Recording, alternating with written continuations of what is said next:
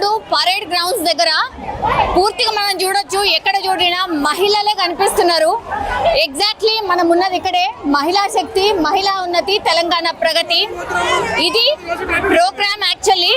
So మనం చూడొచ్చు మొత్తం తెలంగాణ వ్యాప్తంగా 1,00,000 మంది మహిళలతో ఎవరికైతే ఏ వడ్డీ లేకుండా రుణాలు ఇవ్వబోతోంది సర్కార్. సో దానికోసమని పరేడ్ గ్రౌండ్స్ లో ఒక పెద్ద మీటింగ్ అరేంజ్ అయింది. అందులో భాగంగా లోపలికి ఎంటర్ కావడానికి ఈ పరేడ్ గ్రౌండ్స్ చుట్టుపక్కల ఎక్కడ చూసినా మహిళలే కనిపిస్తున్నారు. సో మహిళా ఔత్సాహిక పారిశ్రామికవేత్తల కోసం ప్రతి శాసనసభ నియోజకవర్గ పరిధిలో ప్రత్యేక మినీ పారిశ్రామిక పార్క్లను ఏర్పాటు చేయడం దీని యొక్క ముఖ్య ఉద్దేశం. సో గ్రామీణ పేదరిక నిర్మూలన సంస్థ, గ్రామీణాభివృద్ధి శాఖ నుంచి పట్టణ పేదరిక నిర్మూలన సంస్థ తెలంగాణ వ్యాప్తంగా కూడా సో మహిళా పారిశ్రామికవేత్తలు తయారు చేయాలి అన్న దాంట్లో భాగంగానే ఈరోజు ఇంత పెద్ద ప్రోగ్రామ్ని అరేంజ్ చేసినట్టు మనకు స్పష్టంగా అర్థమవుతోంది. ఎంతమంది లక్షలాది మంది మహిళలు ఒకేసారి కనబడేసరికి నిజంగా చాలా బాగా అనిపించింది. ఒక్కసారి చూడండి, చాలా దూరం నుంచి వచ్చినా కూడా టైర్డ్నెస్ ఉన్నా కూడా ఏడ కూడా కనబడకుండా మీటింగ్కి మంచిగా జోష్లో కనబడుతున్నారు. ఏడుకెళ్ళి వచ్చిర్రు ఏంది ఒక్కసారి మాట్లాడే ప్రయత్నం చేద్దాం. అందరైతే భలే ఉన్నారు, బాగున్నారు, బాగా అనిపిస్తుంది. మరి మీరు చేసే పనులేందో ఏంటో మాకు కూడా తెలుసుకోవాలా. మీ గురించి అసలు మీరు ఎట్లా ఎంత బాగా చేసుకోగలుగుతున్నారు, మిగతా మిమ్మల్ని చూసి ఎట్లా ఇన్స్పైర్ కావాలా, దానికోసమనే నేను కూడా మాట్లాడడాన్ని మీ ఒక్క నిమిషం మీ ఇంటర్వ్యూ కోసమని ఆపిన. ఏ నుంచి వచ్చారు? ముస్తాబాద్ మండల్, రాజన్న సిరిసిల్ల జిల్లా. రాజన్న సిరిసిల్ల జిల్లా. ఓకే, ఎన్ని గంటలు ప్రయాణం అయింది? 4 గంటలైంది. 4 గంటలైంది, కనబడుతుంది కదా. ఓకే, ఇవాళ మీటింగ్ ముఖ్య ఉద్దేశం ఏంటి, దేనికోసం వచ్చారు? సీఎం సార్ వాళ్ళు మనకు వడ్డీ లేని రుణం, మహిళా సంఘాలకు వడ్డీ లేని రుణం రిలీజ్ చేస్తారని, అండ్ మళ్ళీ కరెంటు మీటర్ బిల్లు మనకు 0 బిల్లు వేశారు కదా. వచ్చిందా మీకు? వచ్చింది. మళ్ళీ సిలిండర్ కూడా 500 కూడా వేసారు కదా.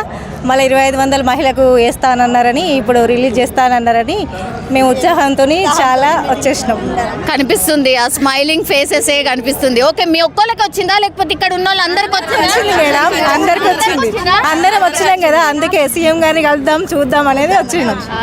మహిళలకు ఎక్కువ ఇన్ఫర్మేషన్ ఇస్తుంది కాబట్టి సార్ వాళ్ళని చూద్దామని అంత దూరం నుంచి ఖాళీ ప్లేస్ ఉంటే 5 లక్షలు లోన్ ఇస్తా అంటారు కదా, అందు గురించి మేము 2-3 నెలలు అవుతుంది ఇల్లు కొట్టుకొని కిరాయిలు ఉంటున్నాము. అందు గురించి అనే ఇంత దూరం వచ్చినాం. మనం చూస్తే బాగా చేస్తుండే కదా అని ఎక్కువ ఇన్ఫర్మేషన్ చేసుకొని తొందర రావాలని కూడా. బస్సుల ఉచిత బస్సుల ప్రయాణం చేసిరా? ఉచిత బస్సులో ప్రయాణం చేసినాం, చాలా సంతోషంగా ఉంది. ప్రతి ఒక్క మహిళను అందరినీ అందుబాటులో ముందు అంజంతలా ఉంచుతుండు కాంగ్రెస్ ప్రభుత్వం, రేవంత్ రెడ్డి సార్ గారు. సార్కి ధన్యవాదాలు. ప్రతి ఒక్క దాంట్లో కొత్త సంస్థలు ఏర్పాటు చేసి కొత్త ప్రభుత్వము వచ్చింది, చాలా సంతోషంగా ఉంది. కాంగ్రెస్ ప్రభుత్వం వచ్చిందని మాకు చాలా సంతోషంగా ఉంది. ఫస్ట్ ఫ్రీ బస్ పెట్టినందుకు ఆడవాళ్ళు ప్రతి ఒక్క మహిళ చాలా సంతోషంగా ఫస్ట్ ముందుకు వచ్చింది. ఇప్పుడు వడ్డీ లేని రుణాలు ఇస్తానంటుండు సారు, దానికి చాలా చాలా అంటే చాలా సంతోషంగా ఉంది. ప్రతి ఒక్క మహిళ అన్ని రంగాలల్లో ముందుకెళ్తుంది. ఇలాంటి పథకాలు మరెన్నో రావాలని కోరుకుంటూ ప్రతి ఒక్క మహిళ చాలా సంతోషపడుతుంది. త్వరలోనే ఇండ్ల పథకం కూడా ఇస్తా అంటుండు, అది కూడా త్వరలోనే అందుబాటులో చేయాలని కోరుకుంటున్నాము. జై కాంగ్రెస్. ఇప్పుడు మహిళా సంఘాలకు సంబంధించిన మీటింగ్ అమ్మ, మీరు ఆల్రెడీ అంటే మహిళా సంఘాల లాగా ఉన్నారా? మీరు ఏమేమి చేసుకుంటున్నారు, పనులు ఏమైనా చేసుకుంటున్నారు? మహిళా సంఘాలల్లో మేము ఉన్నాము. ఆల్రెడీ కొందరు యాక్టివిటీ పెట్టుకొని చాలా బాగుపడుతున్నారు. రుణాలు తీసుకొని ముందు కన్నా ఇప్పుడు చాలా మహిళలు ముందంజలో ఉండి చాలా బాగుపడుతున్నారు. ఇప్పుడు అభయస్థం స్కీమ్ అని ఉండేది ఇది వరకు, ఆ స్కీమ్ అయిపోయి ఇప్పుడు మళ్ళీ 5 లక్షల బీమా కూడా వేస్తుండు సారు. చాలా మరి మహిళలకు వడ్డీ లేని రుణం అమ్మ. సో మీరేమన్నా మంచిగా ఆలోచించుకొని వచ్చిండ్రా, ఏం చేద్దామని ఏం అనుకొని వచ్చిండ్రు అని? అంటే ప్రతి ఒక్క మహిళ బయట డబ్బులు తీసుకోకుండా, అప్పు తీసుకోకుండా ఈ మన డాక్రా మహిళల దాంట్లోనే ఇందులో గ్రూపుల దాంట్లోనే తీసుకోవాలని ప్రతి ఒక్క మహిళను కోరుకుంటున్నాం. ఎందుకంటే వడ్డీ లేని రుణాలు ఇస్తారు కాబట్టి ఇందులోనే ప్రతి ఒక్క మహిళ దీనికే సహకరిస్తుంది. ఇందులోనే ప్రతి ఒక్క మహిళ డబ్బులు దీంట్లోనే తీసుకుంటుంది. వేరే బయట అప్పులు ఎలాంటి తీసుకోవడానికి ఆశించరు ప్రతి ఒక్క మహిళ. అక్క ఇప్పుడు ఒకటి ఏంటంటే చిన్న చిన్న పారిశ్రామికవేత్తలుగా మారాలి మహిళలందరూ కూడా, వాళ్ళే పరిశ్రమలు నడపాలి అన్న స్టేజ్కి రావాలి అనేది ఇప్పుడు ఈ ప్రభుత్వం యొక్క కలలాగా అనిపిస్తుంది. అదే మీటింగ్. ఓకే, ఇప్పుడు సీఎం గారు ఏం చెప్తారు అని అనుకుంటున్నారు? నిజంగా మీకు కూడా ఆశ ఉందా? మీరు కూడా పారిశ్రామికవేత్తలుగా మారాలని ఆశ ఉందా? తప్పకుండా ఉంది మేడం. మేము ఎఫ్ఎం కింద లోన్లు తీసుకొని కూడా మేము చిన్న కుటీర పరిశ్రమ లెక్క గిన్నెలు తీసుకొని చిన్న పరిశ్రమగా చేసుకొని మా కుటుంబాన్ని కూడా డెవలప్ చేసుకున్నాము. ఇంకా అంతేకాకుండా చిన్న చిన్న ఇప్పుడు ఇంతకుముందు మహిళ లోన్ తీసుకుంటే ఆమెకి ఏదన్నా అనారోగ్య పాలై ఆమె చనిపోయినా కానీ ఆ లోన్ కట్టడానికి కుటుంబ సభ్యులు కూడా ఇబ్బంది పడేవారు. ఇప్పుడు అది కూడా మాఫీ చేయడం కూడా జరుగుతున్నది. ఇక్కడ 5 లక్షల ఇన్సూరెన్స్ కూడా పెట్టిండ్రు అన్నట్టు. ఇప్పుడు దానికి చాలా సంతోషంగా అనిపిస్తుంది. లేకుంటే ఆ కుటుంబం మీద భారం అవుతుంది, భారం పడుతుంది కాబట్టి అది కూడా ఇప్పుడు ఇన్సూరెన్స్ రూపకంగా సార్ గారు తీయడం జరిగిపోయింది. ఇన్సూరెన్స్ ఇస్తున్నారు అన్నట్టు. ఇప్పుడు పైసలు అయితే ఇస్తున్నారమ్మా. మరి మాకు ఇది చేయాలని ఉంది, మాకు ఎట్లా నేర్పిస్తారు ఏంది అనేది కూడా ఇక్కడ ఒక ఆలోచన చేస్తున్నట్టుగా కూడా చెప్తున్నారు. సో మీ అభిప్రాయాలు ఏమన్నా ముందే తీసుకున్నారా, లేకపోతే ఇక్కడ ముఖ్యమంత్రి గారు చెప్పిన తర్వాత ఇంప్లిమెంట్ అవుతుంది అనుకుంటున్నారు? చెప్పిన తర్వాత మా ఆలోచనలు కూడా ఇంప్లిమెంట్స్ చేసుకోవాలని అనుకుంటున్నాను. మీకు మామూలుగా ఇప్పుడు వడ్డీ లేని రుణాలు కావాలి అని అంటే ఆ ప్రొసీజర్ ఎట్లుంటుంది? బాగా తలకాయ నొప్పిగా ఉంటుందా, లేకపోతే మామూలుగా మీకు కావాలంటే ఇస్తూ ఉంటారా? అంటే మేము వివోఏగా పనిచేస్తున్నాము. ఇప్పుడు ప్రతి సభ్యురాలకు కూడా బ్యాంక్ లింకేజ్ కానీ శ్రీనిధిలో కానీ రుణాలను ఇప్పిస్తాము. ఏదైనా యాక్టివిటీ చేసుకునే వాళ్ళకి యాక్టివిటీ చాలా మట్టుకు, ఇంతకుముందేమో చాలా మట్టుకు కూడా ఫ్యామిలీ పరంగా తీసుకునేవాళ్ళు. ఇప్పుడు ప్రతి ఒక్క సభ్యురాలు కూడా ముందుకొచ్చి మేము కిరాణా షాప్ పెట్టుకుంటున్నాము, బట్టల షాప్, టైలరింగ్స్, బ్యూటీషియన్స్ అంటే ఏదో ఒక యాక్టివిటీ చేస్తున్నారు. ఇంతకుముందులా మాత్రం అసలు మహిళలు లేరు. మేము కట్టే డబ్బులకి వాళ్ళు వడ్డీ లేని రుణాలు రిటర్న్ చేస్తే ఇంకా కూడా వాళ్ళు తీసుకొని ఇంకా వాళ్ళ యొక్క యాక్టివిటీస్ డెవలప్ చేసుకోవడానికి ఇంకా కృషి చేస్తుండ్రు. మాకు మా వడ్డీ లేని రుణాలు వస్తే ఇంకా మేము ఇది చేస్తామని చెప్పేసి ఇన్ని రోజుల నుంచి అన్నారు. ఇప్పుడు ఈ కాంగ్రెస్ ప్రభుత్వం వచ్చినప్పుడు ఇప్పుడు రాగానే వడ్డీ లేని రుణాలను శాంక్షన్ చేస్తుంది. చాలా థ్యాంక్ యూ సో మచ్. ఇంకా ఇలాగే కూడా మాకు ఎప్పటికి కూడా మా యొక్క వడ్డీ లేని రుణాలను శాంక్షన్ చేస్తూ ప్రతి మహిళలకు ఎక్కువ ఇంప్లిమెంటేషన్స్ ఇస్తూ యాక్టివిటీస్కి ప్రిఫరెన్స్ ఇచ్చి మాకు ఇంకా కూడా ఎంకరేజ్మెంట్ చేయాలని చెప్పేసి మా యొక్క కోరిక. శ్రీనిధి విఎల్ఆర్స్ కూడా అట్లే రిలీజ్ చేయాలని చెప్పేసి కూడా మా యొక్క కోరిక. ఇంకా శ్రీనిధి అని చెప్పేసి ఇన్ఫర్మేషన్ ఇవ్వలేదు. ఓన్లీ ఇప్పుడు బ్యాంక్ లింకేజ్కి సంబంధించినవి మాత్రమే ఇస్తుండ్రు మాకు. ఇప్పుడు మీరు ఎంతమంది ఉండుంటారమ్మా? అంటే మీకు తెలిసి మీ మండల్ ఆర్ మీ విలేజ్లో ఎంతమంది ఉన్నారు ఇట్లా స్వయంగా? మేడం మా మండల్ వచ్చేసి 54 వివోస్ ఉన్నాయి. ఓన్లీ వివోఏసే 54 మెంబర్స్ ఉన్నాము. ఒక 1200 గ్రూప్స్ ఉన్నాయి మేడం. అట్లా ప్రతి ఒక్క గ్రూప్లో కనీసం ఒక్క సభ్యురాలన్నా యాక్టివిటీ చేయడానికి ప్రిఫరెన్స్ ఇస్తుంది. ఇంకా మిగతా 9 మంది ముందుకు వస్తుండ్రు వాళ్ళని చూసి. ఇంకా అలాగే కూడా మేము కూడా కోఆపరేషన్ చేస్తున్నాం. చేసుకోండి, చెయ్యండి, మనకు దాదాపు వీలైనంత మట్టుకు మనం మార్కెటింగ్ చేయాలి, బయట ప్రపంచానికి మనం కూడా తెలవాలని చెప్పేసి మేము కూడా కోఆపరేట్ చేస్తున్నాం అందరికి కూడా.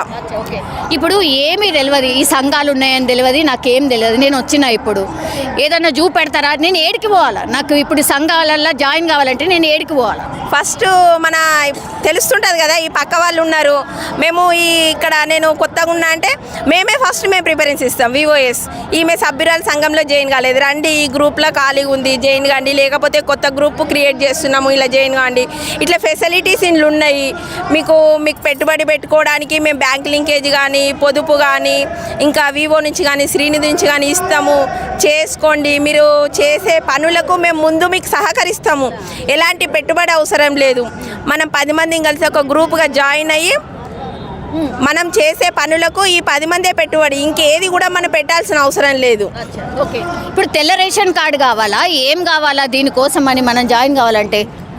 వీళ్ళకు ఆధార్ కార్డు కావాలా? ఆధార్ కార్డు ఒక్కటే సరిపోతుందా? బ్యాంక్ అకౌంట్ కావాలా? బ్యాంక్ అకౌంట్ కావాలా? ఆధార్ కార్డు బ్యాంక్ అకౌంట్ కావాలా?